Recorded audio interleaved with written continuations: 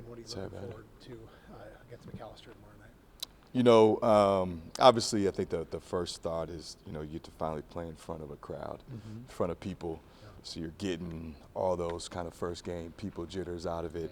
The tough part is, the matchup. We're gonna obviously have to figure that piece out because they're going to be smaller, and so it's not a traditional opponent that you would face, obviously, in league or even our non-conference. So there's some challenges there, but really, it's trying to get our guys to be good at what we've worked on, and not get caught up in it's the first game. Nothing's going to be perfect. There's going to be mistakes. How to respond to it, but like the stuff that we've been consistently drilling, can we take a step in that? We haven't talked to you since you had the close scrimmage. Obviously talking to players, it's a big learning experience. A lot of them haven't played before together, or Parker and Isaiah. They haven't played in a couple of years. So Yeah. what did you take out of that? And you can't really think about the score because it doesn't count. You're working on different things. Well, yeah, that, and we did 2 20-minute halves, and we did a 6-minute game. And the way I told the guys even before it, I said, I'm worried about 4 minutes, and we had different rotations every 4 minutes. I was more worried about that. I wanted to see different lineups. There's stuff we didn't do defensively because obviously, you want to be cooperative with the other team. But it was more of that. We had 2 different starting lineups because you want to get guys in different positions and different spots. I wanted to find minutes for Parker and Isaiah extended to get them kind of game action. We haven't played in 2 years. It's like, let's get you some run here. And then same thing with the freshmen, try to get Chris minutes, try to find a lot of minutes for KB to get him in there. And so for me, that part was really good because you can start figuring out, okay, here's what guys can and can't do. And again, it shows them on film the good and the bad, which they have to see as much as possible. So from that standpoint, I thought it was really good. What have you seen from Parker and Isaiah to be able to come back from 2 full years out? A lot. It's been pretty incredible when you think about it. Just to even stay motivated to get to this point. 2 years of the same type of torturous rehab. I think it shows a certain amount of competitiveness within them to do that, and they've built confidence. Where now, I don't necessarily worry about them mentally on the floor, which early, even me, I had my doubts. I want them to be confident out there, and they've got enough reps under their belt.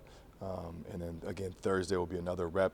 But now this is like the first time in 2 years they've played in front of crowds. First time Parker's finally played on Williams Arena, in front of friends and family. So from that standpoint, it's pretty cool. But I think it just shows, perseverance, and they've taken steps. They've from not competing for 2 years to where they're at now.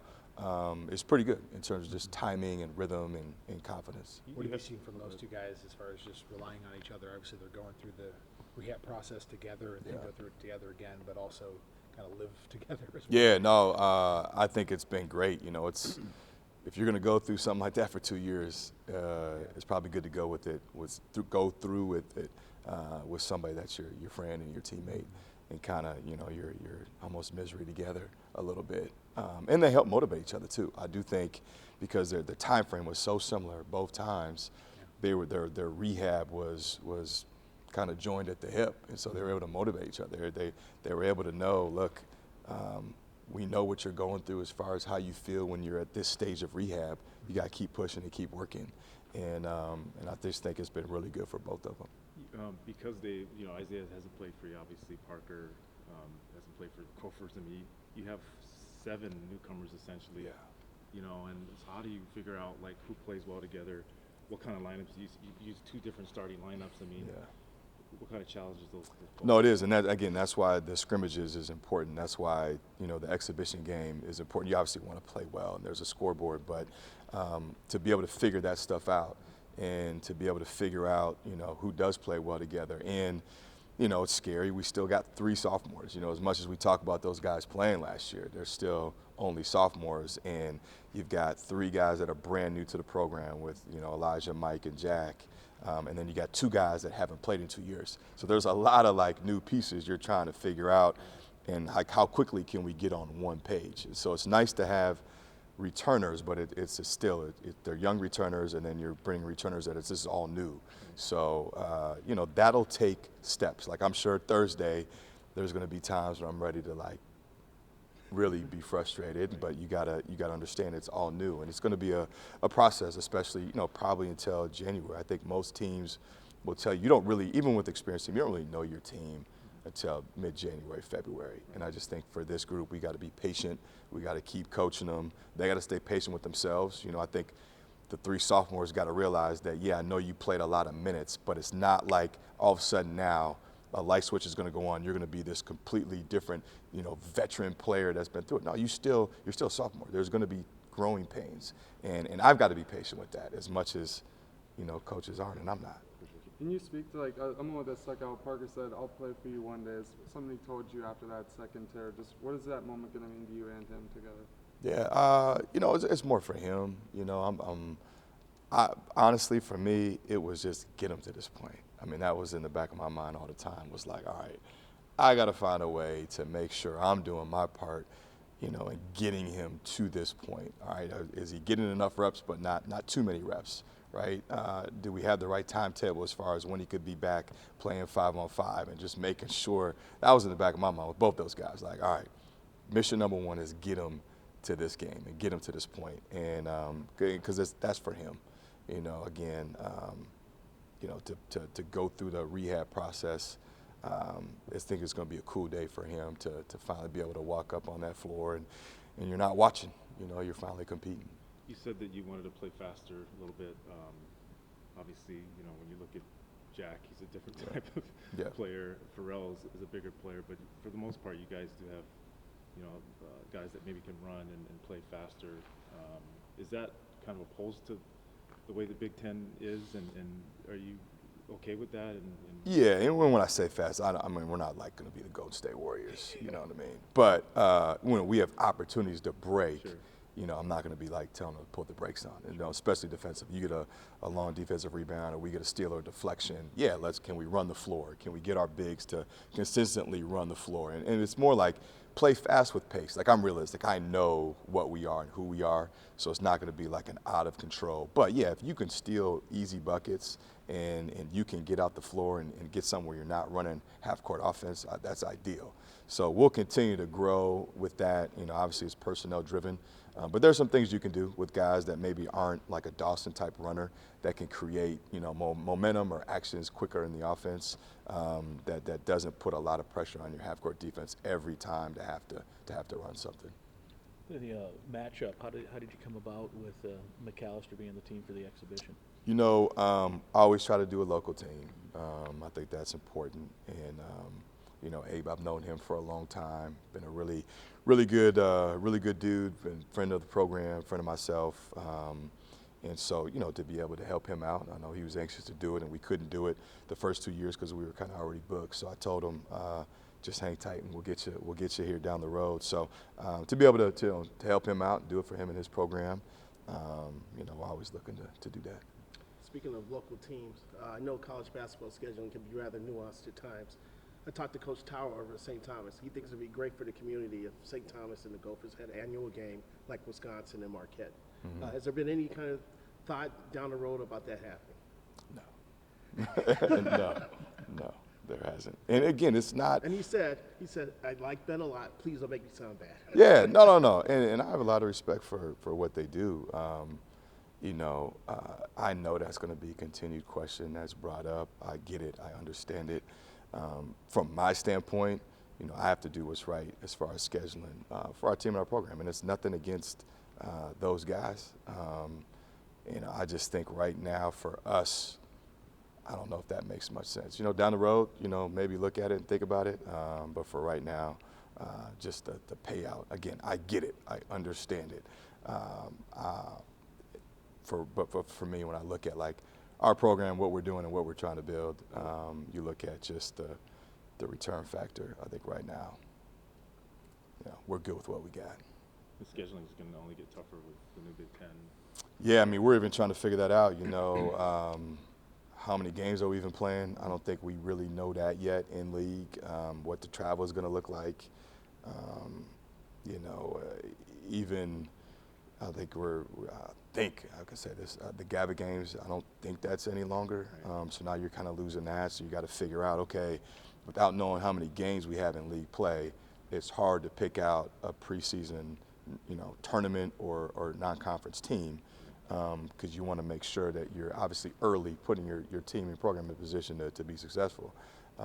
So, yeah, it's an ongoing deal. It's as complicated now as recruiting almost. But I think as each year goes and we get more affirmed as a program, yeah, you want to be able to have challenging games. And just to clarify on the scrimmage, you said 2 20-minute halves and then a 6-minute game. Yeah, we played. So the 6-minute game is the one counted, or No, what do you mean? so we did. You can do those scrimmages any way you want. So we did a 20-minute, and then we reset it, jumped it up, and did another 20-minute, and then did a 6-minute, just like a separate game at the end. And a lot of that was the guys that didn't get enough in that first 40 minutes. It's like, okay, I think he had a couple of freshmen and maybe even a kid that a possible redshirt that wanted to play, and then I definitely wanted to play all of our young guys the entire time. Okay. So it's like, okay, you played, X amount of minutes, maybe 10, 15, 20, but like this is your segment for those guys that like just to get reps against each other. And you said there were some defensive limitations, so you were. Yeah, like I didn't, in those two, because it's so early.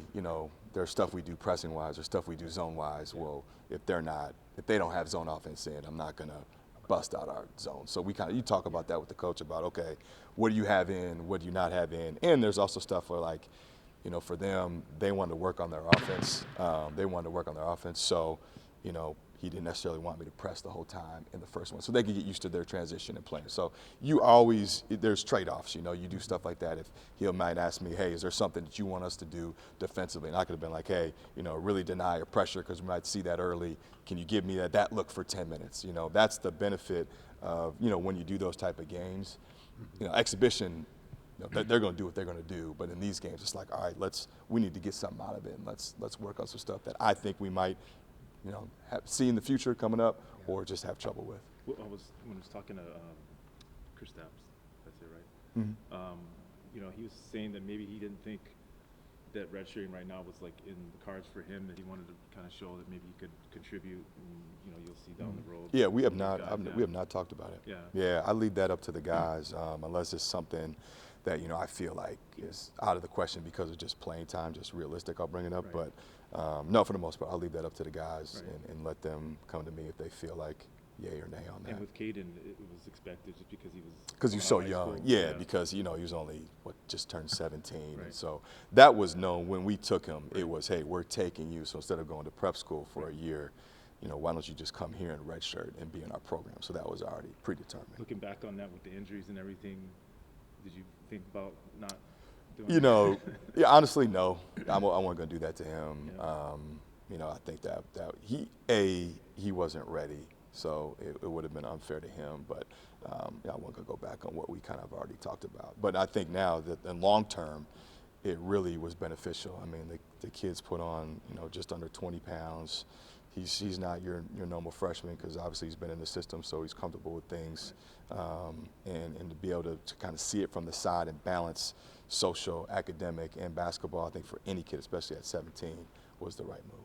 Outside shooting was kind of a struggle last year. Now you got Joshua Joseph talked about developing his jump shot. Braden said he worked really hard on that as well this offseason. Then you have guys like Dawson and probably Parker as well who can space the floor as bigs. What did you see from them just throughout training camp? No, it's been good. We've had a guys living in the gym, and I tell them, just because you're shooting a lot doesn't necessarily mean now you're going to be like Steph Curry, but it gives you a better opportunity when the opportunity presents itself to have them go in. So I think you can't always determine. A guy could be in here a million times. Some of his confidence, right? You got to see a couple go in early to build that. But yeah, it gives you a better chance. But again, we can't be a team that just now relies on, all right, we're going to jack it from three or we're going to take a bunch of jump shots. I still want to be aggressive, play inside out, get to the paint, live at the rim. A guy like Josh who's that athletic, I don't want you now because you've worked on it to just settle for jump shots. Like you still need to be downhill and live in the paint. And that goes for everybody, even Dawson. Dawson can pick and pop, but you're also a mobile big that can really drive it. And I want to put pressure on the rim. So it's good to have that versatility, and hopefully we'll be a better shooting team, but I also don't want to be a team that just relies on the perimeter jump shot. You can go ahead and give us your starting lineup now if you want. Nah, yeah, you like that, wouldn't you? Just the exhibition starting. No, some will determine our practice today. Believe it or not, really? we're finally at a position where, yeah, there's competitive practices now. We got some bodies, so yeah, no, that'll be determined after Dawson how and today everybody looks. else. Dawson and then the mystery Might four. be fair to say. You could maybe, you could probably be fair. I'll give you that one. Okay. I'll give you that one. I'll give you that one. Yeah, I'll give you that one. Yeah, with the swag, Dingytown athletes, I saw you wearing it today. Yeah. Can we expect any partnerships like the soccer team and then the Great Clear who's now being sold to football? That's a good question. I think we're always open. You know, I just got mine today, and then I was watching Mick Cronin video this morning, and he had his on. So I said, all right, why not? Why not? He's wearing a Dinkytown athlete shirt? Yeah, I wish he was. I should mail him one. He had, I forget what theirs is called, but he had it, and I was like, wow. And then mine came today, so I was like, all right, you got to throw it on. But yeah, no, I think in that space, you know, whatever we can do to help, you know, our student athletes, to help our collective, just to get the word out, to talk about it. I look at it as a positive thing. You know, everybody's worried about the 1% and the people that make the extra money, right? And that are well deserved. But I think if you look at the normal population, the average student athletes, and what this can do, just long term for them, not even in the short term, but in the long term, to set them up. You know, for example, you know, we've had Sean, who played for us a couple years ago, is trying to continue his pro career. Well, when you try out for a G League team, there's a registration fee, right? That costs money. So it was last year and this year. And we've talked about it. And that's not always cheap for guys, right? Well, all of a sudden, if you're a senior that's graduating and you've had some money in your pocket, there's stuff like that can help you, where now it's not a budget issue, right? Or you're Eric Curry and you get a job with the Big Ten, you know, you're looking at, okay, I got an apartment. Those guys don't realize, all right, it's first month and last month's rent is due, and you haven't got your first paycheck yet. Well, if you have an NIL or you have money saved up, that helps take pressure off of that, you know? And I think that's what I'm trying to get the message out. It's not just about the 1%, and I get people will see that as in the headlines about, oh man, this guy's making X amount of these players.